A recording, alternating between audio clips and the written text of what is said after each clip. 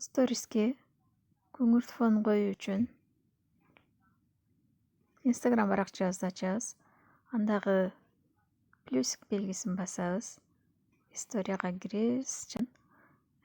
Сториске коем деген сүрөт же болбосо видеону тандап аласыздар.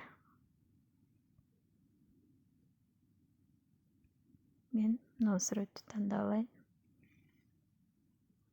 Наклейки бөлүмүнө басып, наложенияга кирип, Instagram үчүн, сторис үчүн стикер тандап алабыз. Мынакей көңүл фон болду. Эми буга биз сөз жаза алсак дагы болот.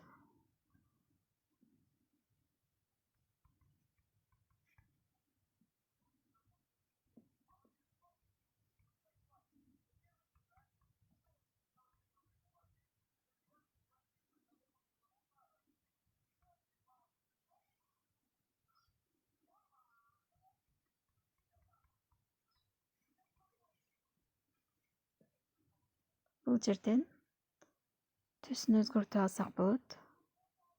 Сиз өзүңүз каалаган түстү коюп алсаңыз болот. Мен ак түс боюнча эле калтырамын.